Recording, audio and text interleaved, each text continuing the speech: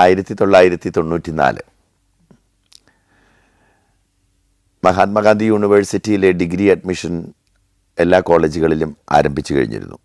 മുരിക്കാശ്ശേരിയിൽ computer centre നടത്തിയിരുന്ന ഞാൻ താമസിച്ച് പഠിച്ചിരുന്ന വീട്ടിൽ വെച്ച് പരിചയപ്പെട്ട മെൽബി സാറുമായിട്ടാണ് ഞാൻ SP കോളേജ് ചങ്ങനാശ്ശേരിയിൽ ആദ്യം പോയത്. അവിടെ അദ്ദേഹത്തിന് മുൻപരിചയമുണ്ടായിരുന്ന റൂബുൾ രാജ് സാറിനെ അദ്ദേഹം എനിക്ക് പരിചയപ്പെടുത്തി.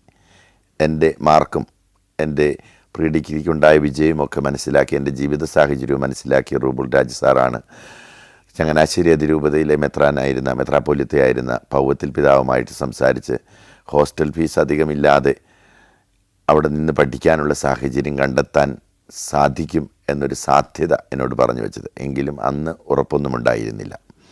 അവിടെ ഒരു ഹോസ്റ്റലിൽ അഡ്മിഷനായിട്ട് സെൻറ്റ് തോമസ് ഹോസ്റ്റലിൽ ഞാൻ അഡ്മിഷനുള്ള പേപ്പറുകൾ പൂരിപ്പിച്ച് നൽകിയിട്ടാണ് അന്ന് പോകുന്നത്. തൊട്ടടുത്ത ആഴ്ചയിൽ ക്ലാസ് തുടങ്ങുന്ന അന്നതിന് തലേന്ന് 10 മണിക്ക് അവിടെ എത്തണം എന്ന് അദ്ദേഹം ആവശ്യപ്പെട്ടിരുന്നു. എന്നോട് അത്ര കാരുണ്യത്തോടൊന്നും ആയിരുന്നില്ല അന്നത്തെ ഹോസ്റ്റൽ വാർഡൻ ആ ദിവസത്തിൽ എന്നോട് പെരുമാറിയത്. നിങ്ങളുടെയൊക്കെ സമുദായത്തിൽ കോളേജ് ഉണ്ടല്ലോ, ഇവിടെ നല്ല കുടുംബത്തിൽ താമസിക്കുന്ന കുട്ടികൾ, നല്ല കുടുംബത്തിൽ നിന്ന് വരുന്ന കുട്ടികൾ താമസിക്കുന്ന ഹോസ്റ്റലാണ് ഇത് എന്നുകൂടി അദ്ദേഹം എന്നെ ഓർമ്മിപ്പിച്ചു. എൻ്റെ കുടുംബം നല്ലതല്ല എന്ന് അദ്ദേഹത്തിന് എൻ്റെ മുഖം കണ്ടപ്പോൾ തന്നെ മനസ്സിലായതിൽ എനിക്ക് സങ്കടമൊന്നും അന്ന് തോന്നിയില്ല. എന്തായാലും അന്ന് ഞാൻ മടങ്ങിപ്പോന്നു. അന്ന് പോരുന്ന വഴിക്ക് മൂവാറ്റുപുഴയിൽ വെച്ച് ആണെന്നാണ് തോന്നുന്നത്, ഒരു ചായക്കടയിൽ കയറി എന്തോ കഴിച്ചപ്പോൾ അവിടെ ഉണ്ടായിരുന്ന ഒരു പഴയ പത്രത്തിൻ്റെ ഒരു ഉൾപേജിൽ നിന്നാണ് എനിക്ക് മർത്തോമ സഭയുടെ കുവൈറ്റിലുള്ള സമൂഹം $1000 ഒരു സമ്മാനം പ്രീ ഡിഗ്രിക്കോ 10ാം ക്ലാസ്സിലോ ഉന്നത വിജയം നേടിയവർക്ക് ഉണ്ടെന്നും അതിനുള്ള അപേക്ഷകൾ ക്ഷണിക്കുന്നുവെന്നും ഉള്ള വിവരം കിട്ടിയത്. ആയതിനാൽ അതിൽ അപേക്ഷിക്കാൻ ഞാൻ തീരുമാനിച്ചെങ്കിലും ഞാൻ അന്ന് പത്രം വായിച്ച അതേ ഡേറ്റിലായിരുന്നു അപേക്ഷിക്കാനുള്ള അവസാന തീയതി. മർത്തോമ സഭയെക്കുറിച്ച് എൻ്റെ നാട്ടിൽ ഞാൻ അതിനു മുമ്പ് കേട്ടിരുന്നില്ല. അവിടെ അങ്ങനെ ഒരു സഭ ഉണ്ടായിരുന്നിട്ടുമില്ല. അപ്പോൾ ഏതെങ്കിലും മർത്തോമ സഭയിലെ വികാരിയച്ഛൻ്റെ സാക്ഷ്യപത്രത്തോടു കൂടി അപേക്ഷിച്ചാലാണ് ഈ 1000 രൂപ ലഭിക്കാനുള്ള സാധ്യതയുള്ളത് എന്ന് അതിൽ എഴുതിയിരുന്നു. ആയതിനാൽ പിന്നീട് അങ്ങോട്ട് ഒരു മർത്തോമ പള്ളി കണ്ടെത്താനുള്ള ഒരു ത്വരയിലായിരുന്നു ഞാൻ. കാരണം അങ്ങനെ ഒരു അച്ഛൻ്റെ കത്തോടു കൂടി അപേക്ഷിച്ചെങ്കിൽ മാത്രമേ ആ അപേക്ഷ അവർ സ്വീകരിക്കുകയുള്ളൂ. കുറേ ദിവസങ്ങൾ അലഞ്ഞതിന് ശേഷമാണ് വെള്ളത്തൂവലിൽ ഒരു മർത്തോമ പള്ളിയുണ്ടെന്ന് ഞാൻ അറിയുന്നത്. അപ്പോൾ അവിടെ ആ പള്ളിയിൽ അച്ഛൻ നിലവിലില്ലെന്നും അതുകൊണ്ട് മൂന്നാറിൽ നിന്ന് അച്ഛൻ വന്നാണ് ഇടയ്ക്കിടെ അവിടെ കുർബാന ചെല്ലുന്നതെന്നും അറിഞ്ഞു. അങ്ങനെ ഞാനൊരു ഞായറാഴ്ച വെളുപ്പിനെ മൂന്നാറിലെ മർത്തോമ പള്ളി തേടി അങ്ങോട്ട് പുറപ്പെട്ടു. മൂന്നാർ ടൗണിൽ വണ്ടി ഇറങ്ങിയിട്ട് 2-2.5 കിലോമീറ്റർ നടന്ന് ഞാൻ ആ പള്ളിയിൽ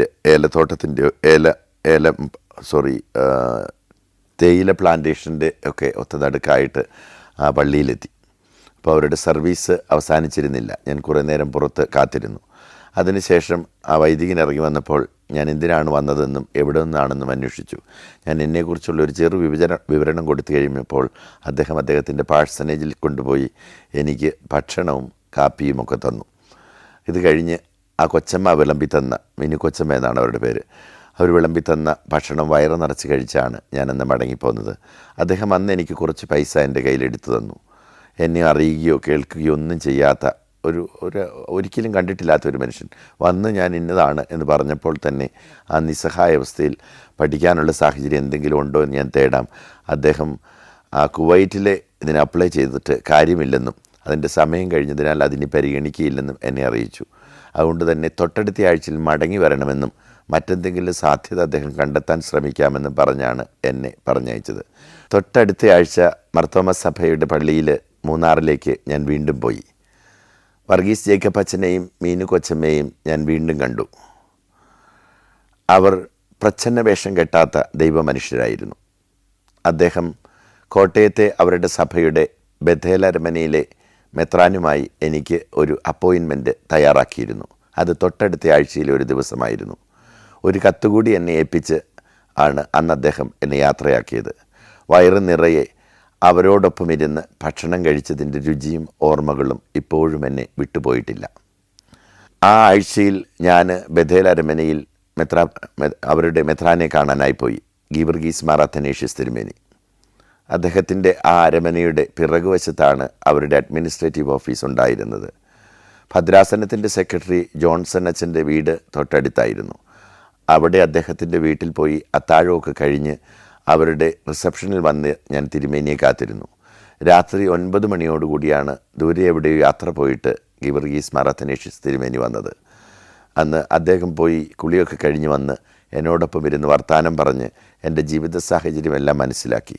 വർഗീസ് ജേക്കബ് അച്ഛൻ എല്ലാം പറഞ്ഞിട്ടുണ്ടെന്നും എങ്കിലും അറിയാനുള്ള താല്പര്യം കൊണ്ട് ആണ് ചോദിക്കുന്നതെന്നും എല്ലാം പറഞ്ഞ് അദ്ദേഹം എന്നെ വളരെ ബഹുമാനത്തോടും പരിഗണനയോടുമാണ് സംസാരിച്ചത്. അന്തഃപുരങ്ങളിലും അരമനകളിലും വാഴുന്ന ദൈവമനുഷ്യരിൽ എളിമയും സഹാനുഭൂതിയും ഒക്കെ ഉണ്ട് എന്ന് ആ 20കാരന് ആദ്യമായി തോന്നലുണ്ടായ ഒരു നിമിഷമായിരുന്നു അത്. ഒരു സൗഹൃദവും അതുപോലെ തന്നെ ഒരു സാഹോദര്യവും എല്ലാം അദ്ദേഹത്തിലുണ്ടായിരുന്നു. മുമ്പോട്ട് എത്ര വേണമെങ്കിലും പഠിച്ചോളൂ, ഞാൻ എന്നെ കഴിയുന്ന വിധം എല്ലാം നിന്നെ സഹായിച്ചു കൊള്ളാം എന്ന് അദ്ദേഹം അത് പറയുമ്പോൾ പിന്നീട് അങ്ങോട്ടുള്ള എൻ്റെ എല്ലാ ജീവിത വഴികളിലും അദ്ദേഹം കഴിയുന്നതിലേറെ എന്നോടൊപ്പം കൂട്ടുനിന്നു. അത് എനിക്കൊരിക്കലും മറക്കാനാവില്ല.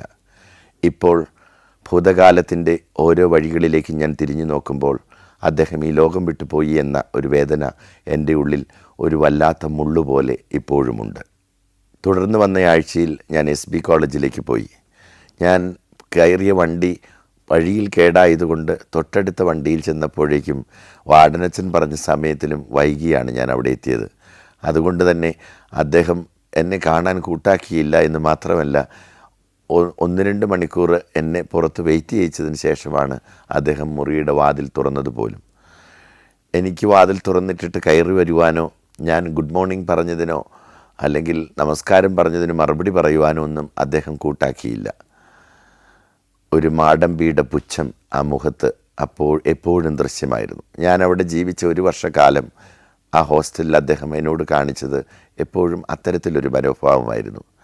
പിന്നെ അദ്ദേഹത്തിൻ്റെ ആ രീതി എന്നോട് മാത്രമായിരുന്നിരിക്കില്ല, പലപ്പോഴും പലരോടും അങ്ങനെയൊക്കെ ആയിരുന്നതായിട്ടാണ് എനിക്ക് തോന്നിയിട്ടുള്ളത്. തുടർന്ന് വന്ന 1 വർഷക്കാലം ഞാൻ സെൻറ്റ് തോമസ് കോളേജിലാണ് സെൻറ്റ് തോമസ് ഹോസ്റ്റലിലാണ് താമസിച്ചത്. SB കോളേജിലെ ആ കാലഘട്ടത്തിൽ എനിക്ക് ഫീസ് കൊടുക്കേണ്ടി വന്നിട്ടില്ല. ഹോസ്റ്റൽ ഫീസ് ചങ്ങനാശ്ശേരി അതിരൂപത ആ 1 വർഷക്കാലം വഹിച്ചിരുന്നു. തുടർന്ന് വന്ന വർഷത്തിൽ മാർത്തോമാ സഭയിലെ തിരുമേനിയുടെ തന്നെ സൗഹൃദത്തിൽപ്പെട്ട ഒരാളുടെ വീട് എനിക്ക് വാടകയൊന്നുമില്ലാതെ ചങ്ങനാശ്ശേരിയിൽ ലഭിച്ചു. അവർ ഗൾഫിലായിരുന്നു. അതുകൊണ്ട് എനിക്കത് തുടർന്ന് വന്ന 2 വർഷക്കാലം യാതൊരു വാടകയും കൊടുക്കാതെ താമസിക്കാനുള്ള സൗകര്യം തിരുമേനിയുടെ ഇടപെടലിലൂടെയാണ് എനിക്ക് ലഭിച്ചത്. ഞാൻ ഡിഗ്രിക്ക് SB കോളേജിൽ 1-ാം വർഷം പഠിക്കുന്ന കാലത്താണ് ലാലിയുടെ കല്യാണം. ആ മാർച്ച് മാസത്തിൽ അപ്പൻ കുടി ഇങ്ങനെ തുടരുന്നതിനിടയിൽ ഞാൻ ആഴ്ചയിൽ 1 അല്ലെങ്കിൽ 2 ആഴ്ച കൂടുമ്പോഴോ വീട്ടിൽ വന്ന് 2 ദിവസം നിൽക്കുന്ന പതിവുള്ളതുകൊണ്ട് അപ്പൻ്റെ ഇടി അമ്മയ്ക്ക് കുറഞ്ഞു വന്നു. അക്കാലത്ത് ഞങ്ങളുടെ പള്ളിയിൽ വികാരിയായിരുന്ന അച്ഛൻ കുമിളി അടുത്ത് വീടുള്ള ആളായിരുന്നു. ആ അച്ഛന് കുശിനിക്കാരനായി വന്ന ചേട്ടനും ആ നാട്ടുകാരനായിരുന്നു. ആ അച്ഛനിലൂടെ ഈ കുശിനിക്കാരനായിരുന്ന ചേട്ടനിലൂടെയാണ് ലാലിക്കുള്ള കല്യാണാലോചന വരുന്നത്. അപ്പോൾ ആലോചിച്ച് കഴിഞ്ഞപ്പോൾ അത്ര സമ്പന്നരൊന്നുമല്ല, പാവങ്ങളാണെങ്കിലും നല്ല സ്വഭാവമുള്ള ചെറുക്കനാണ് എന്നൊക്കെ റിപ്പോർട്ട് ലഭിച്ചാണ് കല്യാണം ആലോചന തുടർന്നത്. പെണ്ണുകാണൽ ചടങ്ങിൻ്റെ സമയത്ത് അപ്പൻ വെള്ളമടിച്ച് ആറാടാനുള്ള സാധ്യതയുള്ളതിനാൽ വികാരിയച്ഛൻ്റെ പ്രത്യേക സമ്മർദ്ദ തന്ത്രങ്ങളാൽ അപ്പനെ പോട്ടയിലൊരു ധ്യാനത്തിന് വിടുന്ന ഒരാഴ്ച കണ്ടെത്തി. ആ സമയത്താണ് പെണ്ണുകാണൽ നടന്നത്. 10,000 രൂപയും 10 പവനും സ്ത്രീധനം ചോദിച്ചത് നൽകാമെന്ന വാഗ്ദാനത്തിലാണ് കല്യാണത്തിനെക്കുറിച്ച് ഏകദേശ ധാരണയുണ്ടായത്. അപ്പൻ വന്നു കഴിഞ്ഞ് അപ്പൻ്റെ സാന്നിധ്യത്തിൽ ഉറപ്പീരും ഒക്കെ നടന്നു. എങ്കിലും ഈ കൊടുക്കാനുള്ള 10 പവനും 10,000 രൂപയും അന്ന് എവിടെ നിന്നുണ്ടാകുമെന്ന കൃത്യതയൊന്നും ഞങ്ങൾക്കാർക്കും ഉണ്ടായിരുന്നില്ല. അമ്മയുടെയും സഹോദരിമാരുടെയും കഴുത്തിലും കാതിലുമൊക്കെയുള്ള കുറച്ച് പൊന്നൊഴികെ വേറെ സമ്പാദ്യമൊന്നും അന്നും ഉണ്ടായിരുന്നില്ല. പിന്നങ്ങോട്ടുള്ള ഓട്ടം കഷ്ടപ്പാടിൻ്റേതായിരുന്നു. ഗീവർഗീസ് മാർ അത്തനേഷ്യസ് തിരുമേനിയും അദ്ദേഹം എനിക്കായി കണ്ടെത്തിയ സ്പോൺസർ ന്യൂജേഴ്സിക്കാരനായ ജോൺ തോമസ് അങ്കിളും, സോമൻ എന്ന് വിളിക്കുന്ന ജോൺ തോമസ് അങ്കിളും, പിന്നെ മാർത്തോമാ സഭയിലെ വർഗീസ് ജേക്കബ് അച്ഛൻ്റെയും മിനുകൊച്ചമ്മയുടെയും സഹായങ്ങൾ കൊണ്ടാണ് അവളുടെ കല്യാണം നടത്താൻ എനിക്ക് സാധിച്ചത്. കുറേ പൊന്നും പണവുമൊക്കെ അമ്മ സൂക്ഷിച്ചിരുന്നെങ്കിലും ബാക്കിക്കുള്ളതിന് ഓടി ഓടി നടന്ന് തേടേണ്ടിയിരുന്നു. അവളുടെ ഒത്തുകല്യാണത്തിന് 3 ദിവസം മുമ്പും ഞാൻ കോളേജിൽ തന്നെയായിരുന്നു. അവൾക്ക് കൊടുക്കാനുള്ള പൊന്നിൻ്റെയും സ്ത്രീധനത്തിൻ്റെയും പണത്തിൽ 5000 രൂപയോളം കുറവുള്ളതായിരുന്നു എൻ്റെ പ്രശ്നം. ഒരു ദിവസം ഞാൻ വൈകുന്നേരം STD ബൂത്തിൽ നിന്ന് മൂന്നാറിലെ പള്ളിയിൽ വർഗീസ് ജേക്കബ് അച്ഛനെ വിളിക്കുകയുണ്ടായി. അപ്പോൾ അച്ഛൻ എന്നോട് ചോദിച്ചു, ബാബു നീ ഇതുവരെയും വീട്ടിലേക്ക് പോയില്ലേ എന്ന്. അപ്പോൾ ഞാൻ പറഞ്ഞു, ഇല്ല അച്ഛ, ഇങ്ങനെ പൈസയുടെ ഒരു കുറവുണ്ട്, ഒത്തുകല്യാണത്തിന് എല്ലാ കണക്കും സ്ത്രീധന ഇനത്തിൽ സെറ്റാക്കണ്ടേ, എന്ത് ചെയ്യും? എന്നാൽ നീ ഇങ്ങനെ വിഷമിച്ചിരിക്കാതെ ഇങ്ങോട്ട് വാ, എന്നിട്ട് വീട്ടിലേക്ക് പോകാമെന്ന് പറഞ്ഞു. അങ്ങനെ ഞാൻ ചങ്ങനാശ്ശേരിയിൽ നിന്ന് KSRTC കയറി മൂന്നാറിൽ അച്ഛൻ്റെ വാഴ്സനേജിലെത്തി. അച്ഛൻ അക്കൗണ്ടിലുണ്ടായിരുന്ന 2000-ഓളം രൂപ എനിക്ക് എടുത്തു തന്നു. എന്നിട്ടും പൈസ തികയാതായപ്പോൾ കൊച്ചമ്മയുടെ കയ്യിലണിഞ്ഞിരുന്ന ഒരു വള അവർ ഊരിക്കൊടുത്ത് പണയം വെച്ച് ആ പണം കൂടി തന്നാണ് ലാലിക്ക് വേണ്ട സ്ത്രീധന തുക അന്ന് ഒപ്പിക്കാനായത്. സ്വന്തം വളയൂരി മറ്റുള്ളവർക്ക് വേണ്ടി കൊടുക്കാൻ തയ്യാറാകുന്ന മനുഷ്യർ തീരെ കുറവാണ്. ദൈവമനുഷ്യരാകുമ്പോൾ അത് തീരെ കുറവാണ്. ആ ഒരു ഓർമ്മ ഇന്നും ആ കൊച്ചമ്മയെക്കുറിച്ചുള്ള ജീവസുറ്റ ഓർമ്മകളായി എൻ്റെ മനസ്സിൽ ഇങ്ങനെ തെളിഞ്ഞു തന്നെ നിൽപ്പുണ്ട്. Germany, Poland, Bosnia and Herzegovina, Kyrgyzstan. സഞ്ചാരം വോള്യം നമ്പർ 19 ഫുൾ HD-യിലുള്ള ഈ അപൂർവ ദൃശ്യയാത്രാ വിവരണ ശേഖരം സ്വന്തമാക്കാൻ സഞ്ചാരം എന്ന് SMS ചെയ്യൂ. ഫോൺ 9995444222. 3-ാം വർഷം ഡിഗ്രിക്ക് പഠിക്കുന്ന കാലത്താണ് മറ്റൊരു ദുരന്തം ഞങ്ങളുടെ കുടുംബത്തിലേക്ക് വന്നത്.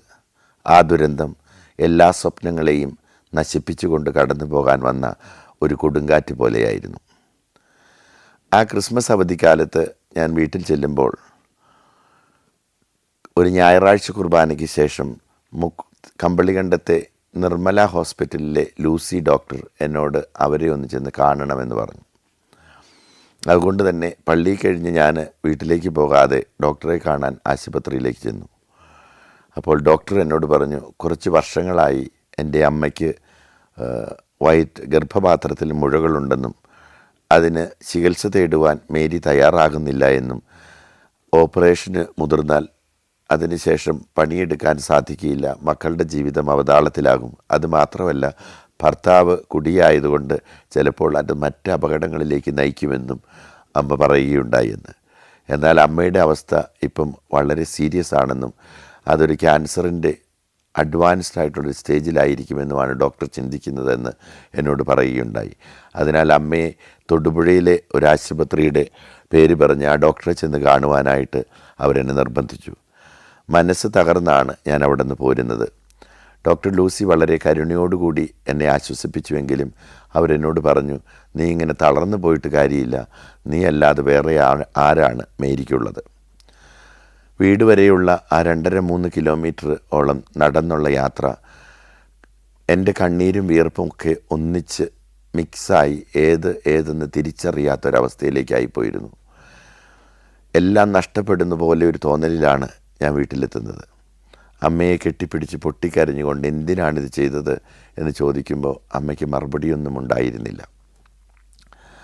അതിനെ തുടർന്ന് തൊട്ടടുത്ത ദിവസം അമ്മയുമായി ആശുപത്രിയിൽ പോകാൻ തുനിഞ്ഞെങ്കിലും അമ്മ അതിന് സമ്മതിച്ചില്ല.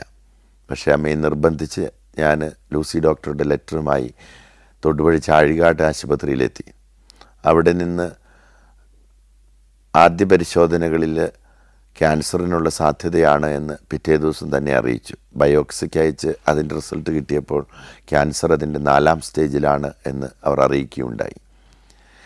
അതേ തുടർന്ന് കോട്ടയം മെഡിക്കൽ കോളേജിലെ ക്യാൻസർ സെൻ്ററിൽ അമ്മയുടെ ചികിത്സ തേടണമെന്നും അതിനുള്ള കത്ത് തയ്യാറാക്കിയിട്ടുണ്ടെന്നും ജോസ് ഡോക്ടർ അറിയിച്ചു.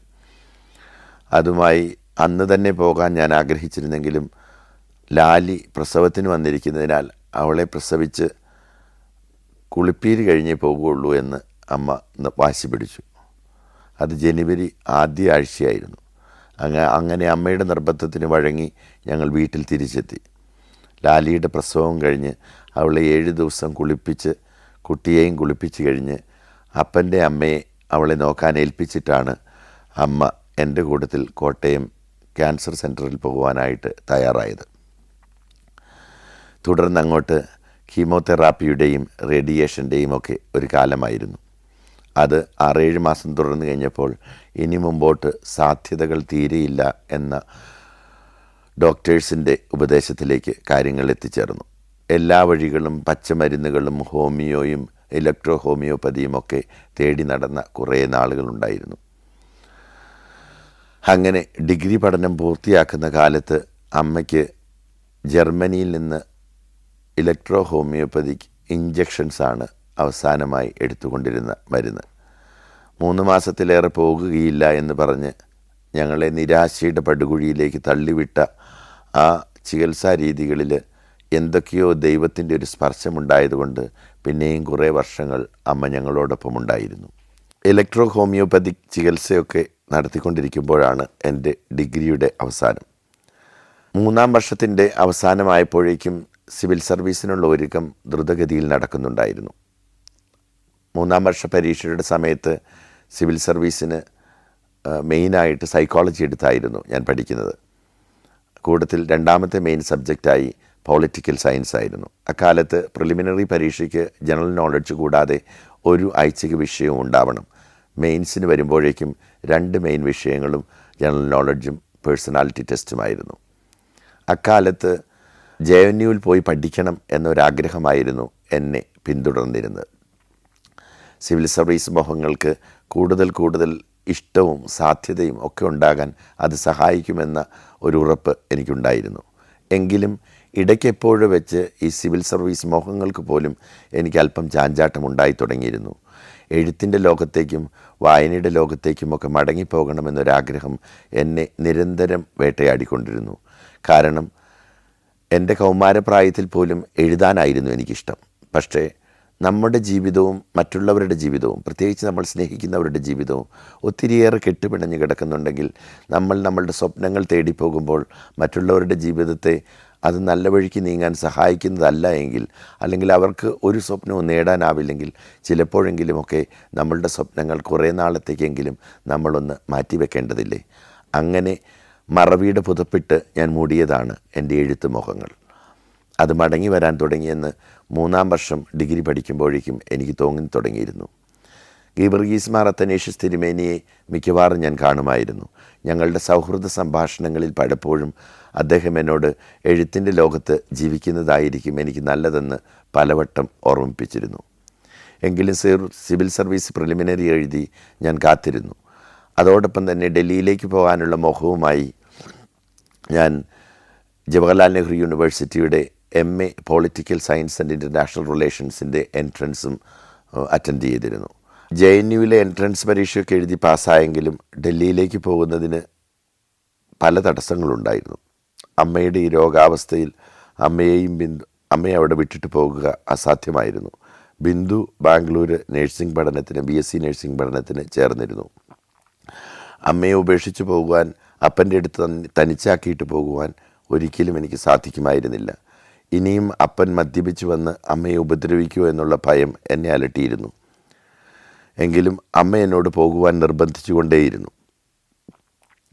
മറ്റൊരു തടസ്സമുണ്ടായിരുന്നത് MG യൂണിവേഴ്സിറ്റിയിലെ ഡിഗ്രിയുടെ പരീക്ഷാഫലം അപ്പോഴും വന്നിരുന്നില്ല. കാരണം ഇന്നും അറിയാത്ത ഏതോ ഒരു അധ്യാപക സമരത്തിൻ്റെ പേരിൽ ഞങ്ങളുടെയൊക്കെ റിസൾട്ട് തടഞ്ഞു വയ്ക്കപ്പെട്ടിരുന്നു. പരീക്ഷാ പേപ്പറിൻ്റെ മൂല്യനിർണ്ണയം അപ്പോഴും നടന്നിരുന്നില്ല. എങ്കിലും ഡിഗ്രി കംപ്ലീഷൻ സർട്ടിഫിക്കറ്റും ഒക്കെ വാങ്ങി അമ്മ നിർബന്ധിച്ചു കൂടിയായപ്പോൾ ഞാൻ 1997 ഓഗസ്റ്റ് മാസം 9-ാം തീയതി ഡൽഹിയിലേക്ക് കേരള എക്സ്പ്രസ്സിൽ ആലുവായിൽ നിന്ന് വണ്ടി കയറി. 11-ാം തീയതിയാണ് ഞാൻ ഡൽഹിയിലെത്തുന്നത്. ഗീവർഗീസ് മാർ അത്തനേഷ്യസ് തിരുമേനിയുടെ ഇടപെടലിലൂടെ അവിടെ മർത്തോമാ സഭയുടെ ഭദ്രാസനത്തിലെ ഗസ്റ്റ് ഹൗസിൽ ഒരു മുറി എനിക്ക് ഒരാഴ്ചത്തേന് തരപ്പെടുത്തിയിരുന്നു. JNUവിൽ അഡ്മിഷൻ ആയി കഴിയുമ്പോൾ ഹോസ്റ്റൽ നിശ്ചയമായും ലഭിക്കുമെന്ന ഉറപ്പ് എനിക്കുണ്ടായിരുന്നു. പക്ഷേ കേരളത്തിൽ നിന്നുള്ള പരീക്ഷാഫലം കൊടുക്കാതെ അവർ എനിക്ക് അഡ്മിഷൻ കൺഫേം ചെയ്യുകയില്ലായിരുന്നു. ഒരാഴ്ചത്തെ സമയം റിസൾട്ട് അവിടെ കൊടുക്കുവാനായിട്ട് തന്നു.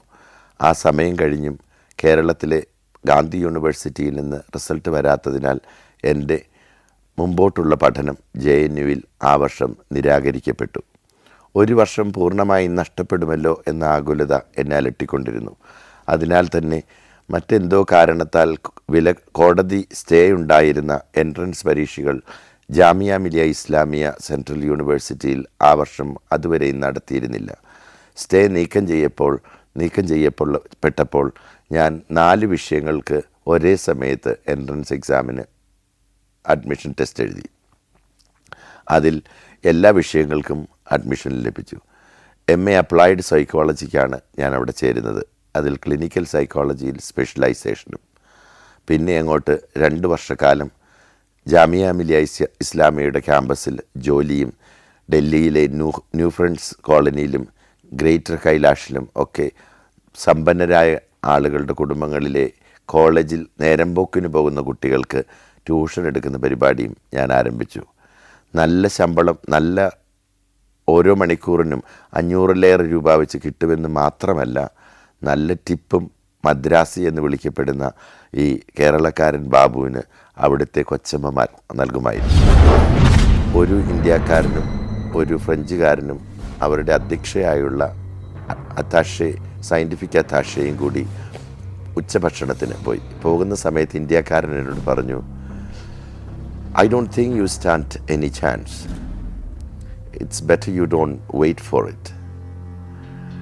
ഇൻ്റർവ്യൂവിന് ഞങ്ങൾ എല്ലാവരെയും വിളിക്കുക എന്നുള്ളത് ഞങ്ങളുടെ ഇവിടുത്തെ ഒരു പോളിസി എന്ന് മാത്രമേ ഉള്ളൂ. അതുകൊണ്ട് തന്നെ താങ്കൾക്ക് ഒരു സാധ്യതയും കാണുന്നില്ല എന്ന് പറഞ്ഞ് അവരെല്ലാവരും കൂടി കഴിക്കാൻ പോയിട്ടു തിരിച്ചു വരുന്ന 1.5 മണിക്കൂറോളം ഞാൻ ആ ഇരുണ്ട കോറിഡോറിൽ അവരെയും കാത്തിരുന്നു, എൻ്റെ ഊഴം ഇൻ്റർവ്യൂവിനെയും. കുറേ കഴിഞ്ഞ് അവർ വന്നപ്പോൾ എന്നെ വിളിച്ചു. ആ ഇൻ്റർവ്യൂ ആയിരുന്നു എൻ്റെ ജീവിതത്തിലെ ഏറ്റവും വലിയ ടേണിംഗ് പോയിൻ്റ് എന്ന് പറയുന്നത്.